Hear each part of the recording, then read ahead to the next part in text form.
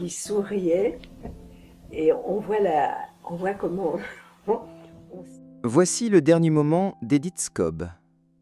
Le 26 juin 2019, à Paris, celle qui prêta au cinéma un visage voilé par un masque s'éteint dans un calme presque cérémonial. Son paradoxe est sa faille, devenir inoubliable en incarnant l'invisible. Depuis Les yeux sans visage, sa silhouette fragile et sa diction cristalline ont traversé 6 décennies d'images, de Franju à Buñuel, d'Assayas à Carax, sans jamais se livrer au vacarme médiatique. En 2012, dans Holy Motors, elle remit un voile sur ce mystère collectif, comme pour saluer une dernière fois l'ombre devenue emblème.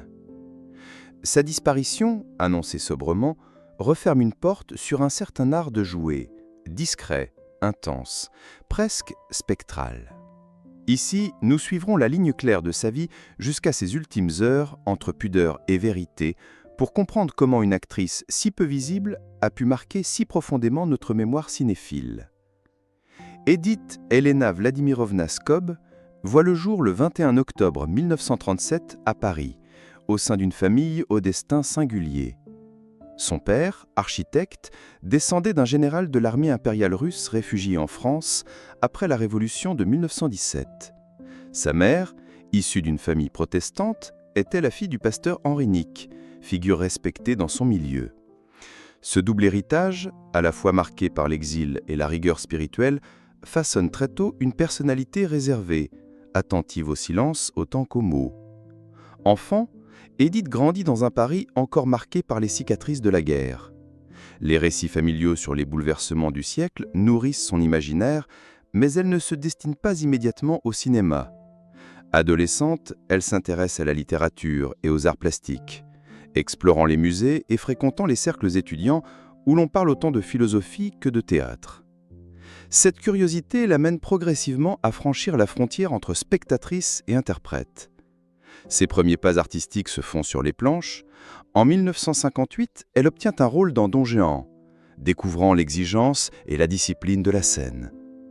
Ce premier contact avec le jeu nourrit un désir plus profond. Trouver dans le cinéma un espace où sa présence discrète puisse se transformer en force narrative. C'est l'époque où elle rencontre le réalisateur Georges Franju, dont l'univers poétique et étrange résonne avec sa sensibilité. En 1959, il lui offre un petit rôle dans La tête contre les murs, drame psychiatrique qui préfigure leur collaboration majeure. Un an plus tard, à seulement 22 ans, elle devient Christiane, la jeune femme au visage masqué dans Les yeux sans visage. Ce rôle, muet presque tout du long, révèle sa capacité rare à exprimer l'émotion par la posture et le regard. Derrière le masque immobile, chaque mouvement devient langage. Chaque inclinaison de tête raconte une histoire. Ce film, salué pour sa beauté troublante, marque un tournant décisif. Edith Scobb n'est plus seulement une débutante prometteuse, elle devient une icône visuelle associée à une image aussi fascinante qu'inquiétante. À partir de là, son nom circule parmi les cinéastes à la recherche d'une présence atypique, capable d'habiter des univers à la fois réalistes et oniriques. Les bases de sa carrière singulière sont posées. Au début des années 1960, Edith Scobb s'installe durablement dans le paysage du cinéma d'auteur français. Sa collaboration avec Georges Franju se poursuit à travers plusieurs films, chacun exploitant cette aura singulière qui la distingue. Dans Judex, 1963, elle prête à nouveau ses traits à un personnage énigmatique, confirmant sa capacité à incarner l'étrangeté sans jamais tomber dans la caricature. Franju lui confie des rôles où le mystère se mêle à une pureté presque irréelle, ce qui contribue à faire d'elle une figure à part dans le cinéma français. Cette aura attire d'autres grands noms. En 1969, Louise Buñuel lui offre un rôle dans La Voie lactée, film où le surréalisme et la critique sociale se conjuguent. Scobb y déploie un art du jeu minimaliste, laissant à ses silences et à ses gestes l'essentiel du discours. Son physique délicat, sa voix douce et mesurée deviennent des atouts recherchés par les réalisateurs en quête de singularité. Les années 1970 et 1980 voient Edith Scobb alterner entre cinéma, télévision et théâtre. Elle apparaît dans des œuvres de metteurs en scène exigeants qui savent tirer parti de son intensité contenue.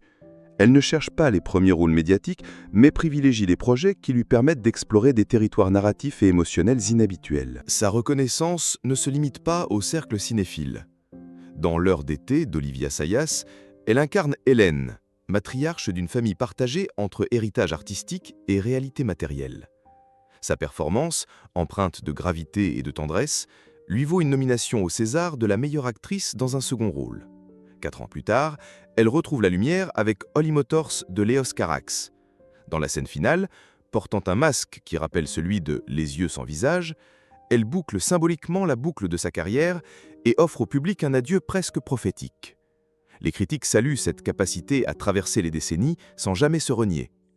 Edith Scabb devient l'exemple même de l'actrice fidèle à une vision artistique, privilégiant la cohérence et la profondeur à la simple exposition médiatique. Chaque rôle qu'elle accepte renforce la sensation qu'elle ne joue pas seulement un personnage, mais qu'elle prête au film une part essentielle de son mystère personnel. Derrière l'écran, Edith Scabb mène une existence à l'opposé du tumulte médiatique. Mariée au compositeur George Apergis, figure majeure de la musique contemporaine, elle partage avec lui un univers artistique fondé sur l'expérimentation et la recherche formelle. Leur union n'est pas seulement personnelle, mais aussi créative. Ensemble, ils s'impliquent dans la fondation d'une troupe théâtrale avant-gardiste à Bagnolet, avec pour ambition de rendre l'art accessible aux publics éloignés des circuits traditionnels. Ce projet, à la croisée du social et du culturel, témoigne d'un engagement profond, discret mais constant. Edith n'a jamais cherché à exposer sa vie familiale. Aucune anecdote mondaine ne vient troubler son image publique. Elle préfère cultiver la réserve, convaincue que le mystère protège à la fois l'artiste et l'œuvre. Cette retenue nourrit pourtant certaines rumeurs. Pourquoi refuser si systématiquement les interviews personnelles? Pourquoi décliner les plateaux télévisés où tant d'autres cherchent la lumière? La réponse se trouve peut-être dans son rapport au métier. Pour elle, l'important n'est pas d'exister en dehors des rôles, mais à travers eux. Ces combats silencieux se trouvent surtout dans la gestion du temps et de la reconnaissance. Comme beaucoup d'actrices de sa génération, elle voit les propositions se raréfier avec l'âge, surtout pour des personnages féminins complexes. Plutôt que d'accepter des rôles qu'elle juge creux, elle choisit la rareté.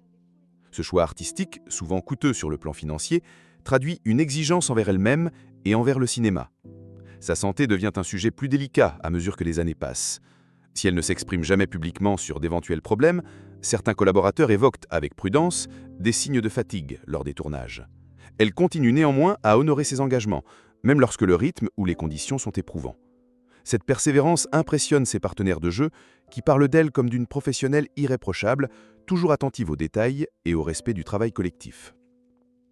Sur le plan amical, Edith Scabb entretient des liens forts avec plusieurs figures du cinéma d'auteur. Léos Carax, par exemple, confiera qu'il voyait en elle une présence intemporelle, capable de relier les époques et les styles. Olivia Assayas louera sa précision et sa capacité à faire passer une émotion avec une économie de moyens rares. Ces relations artistiques reposent sur une confiance mutuelle, construite loin des logiques purement commerciales. Elle s'intéresse également à des causes culturelles et sociales, mais toujours dans la discrétion. Plutôt que de se mettre en avant, elle soutient des projets de formation artistique pour les jeunes, convaincue que la transmission est un devoir des artistes établis. Dans ce domaine comme ailleurs, elle refuse les coups médiatiques et privilégie l'action concrète. Malgré cette retenue, il lui arrive d'évoquer sa vision de l'art lors de conférences ou de rencontres professionnelles. Elle y défend l'idée que l'acteur est un passeur, dont la mission est de prêter son corps et sa voix à des histoires qu'il dépasse. Cette conception presque sacrée du métier explique pourquoi elle a toujours accepté de travailler sur des projets risqués, parfois en marge des circuits commerciaux.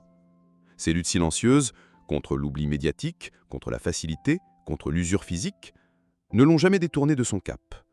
Jusqu'aux dernières années, Edith Scabb incarne une forme de résistance élégante dans un milieu où la visibilité et la vitesse dominent. Elle préfère la lenteur des œuvres construites dans la durée à l'éphémère des modes.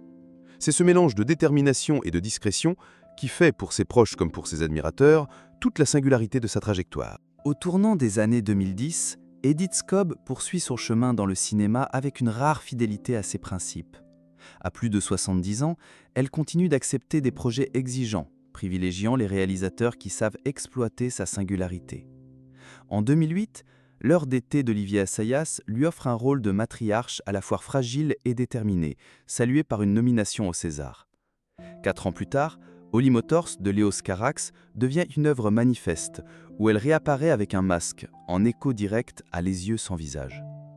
Cette scène finale, d'une puissance symbolique rare, est vécue par beaucoup comme un adieu poétique au cinéma. Dans les dernières années, elle choisit ses apparitions avec parcimonie. Elle travaille notamment sur Mon Inconnu 2019 de Hugo Gélin, comédie romantique où sa présence, même brève, insuffle une touche de grâce intemporelle. Elle tourne aussi pour la télévision et le théâtre, mais en privilégiant des formats moins contraignants physiquement. Ses interventions sont discrètes mais marquantes, chaque apparition semblant peser avec soin. La question de la santé commence à se poser dans les coulisses. Bien qu'aucune déclaration officielle ne mentionne de maladie grave, plusieurs proches notent qu'elle fatigue plus vite sur les tournages. Edith, fidèle à son caractère, refuse d'en parler publiquement. Pour elle, l'artiste doit se tenir à distance des confidences médicales qui pourraient éclipser l'œuvre. Cette retenue, admirée par certains, alimente aussi une curiosité médiatique que la comédienne s'attache à déjouer. Ses collègues louent sa constance et son professionnalisme. Même lorsqu'elle se sent diminuée, elle arrive préparée, concentrée et ne se plaint jamais. Cette attitude force le respect et contribue à renforcer l'image d'une actrice au service du cinéma, plus que de sa propre gloire. Les dernières apparitions publiques d'Edith Scobb ont lieu lors de festivals ou de projections spéciales. Toujours élégante, le regard vif, elle s'adresse au public avec des mots choisis, préférant évoquer les films et les équipes plutôt qu'elle-même. Ce détachement, loin d'éloigner les spectateurs, nourrit au contraire l'admiration et le respect. On sait qu'elle n'a jamais cherché la lumière et que si elle est là, c'est uniquement pour défendre une œuvre ou un projet qui lui tient à cœur. En 2019, peu avant son décès, elle semble encore impliquée dans plusieurs projets, preuve qu'elle n'envisageait pas de prendre une retraite définitive. Mais derrière cette activité, un rythme plus mesuré se met en place, comme si elle sentait venir le moment de ralentir. Ce n'est pas un retrait brusque, mais une transition subtile, fidèle à la délicatesse qui a toujours guidé sa vie et sa carrière. Le 26 juin 2019, Paris se réveille avec une nouvelle discrète mais lourde de sens pour les amateurs de cinéma. Edith Scobb est décédée, à 81 ans. L'annonce, sobre, émane de ses proches et de son agent, sans détails superflus, fidèle à l'image qu'elle a toujours défendue. Aucun communiqué officiel ne parle de cause précise, et cette absence d'explication publique est perçue comme une ultime manifestation de sa volonté de garder le secret sur sa vie privée. Les dernières 24 heures de son existence se déroulent dans la capitale, qu'elle n'a jamais vraiment quittée. Selon des sources proches, elle se trouvait à son domicile, entourée de son mari George Apergis et de quelques intimes.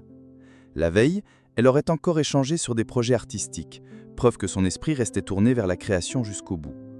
Ces conversations mêlaient souvenirs de tournage, réflexions sur le théâtre et observations sur l'évolution du cinéma français. Il n'y a pas de dernier rôle en sens strict, mais ses apparitions dans Mon Inconnu et dans plusieurs courts-métrages récents prennent rétrospectivement une valeur testamentaire. Dans ses œuvres, elle incarne toujours des figures à la fois fragiles et lumineuses, comme si elle avait trouvé la manière la plus pure de se dire au revoir à travers ses personnages.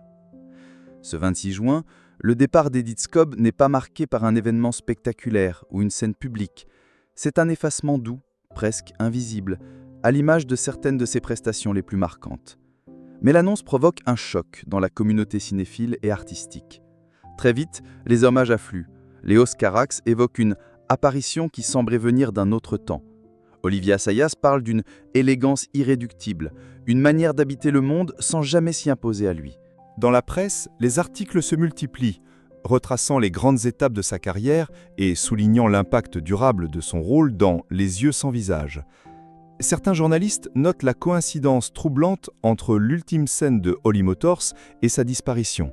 Dans les deux cas, un masque referme un chapitre, laissant derrière lui un mélange de mystère et de mélancolie. Pour le public, la nouvelle agit comme un rappel de la fragilité des figures qui peuplent notre mémoire collective. Beaucoup se souviennent de sa voix douce, de ses gestes mesurés, de cette manière unique de capter la lumière sans jamais la voler. Sa mort devient, paradoxalement, un moment de reconnaissance plus large, révélant à ceux qui la connaissaient peu l'étendue de son talent et la cohérence de son parcours. Aucune cérémonie publique n'est organisée à grande échelle. Ses obsèques, tenues dans l'intimité, reflètent la pudeur qui a caractérisé toute son existence. Seule une poignée de proches, amis et collaborateurs de longue date l'accompagnent. Ce choix, loin de décevoir, est respecté par le milieu artistique, comme une dernière leçon de discrétion dans un monde saturé d'images et de bruit. En quittant la scène ainsi, Edith Scobb transforme son dernier moment en un acte artistique à part entière. Une sortie silencieuse mais inoubliable, laissant à chacun la liberté de combler les blancs avec ses propres souvenirs. Et peut-être est-ce là, dans cette invitation à imaginer, que réside la plus grande force de son héritage.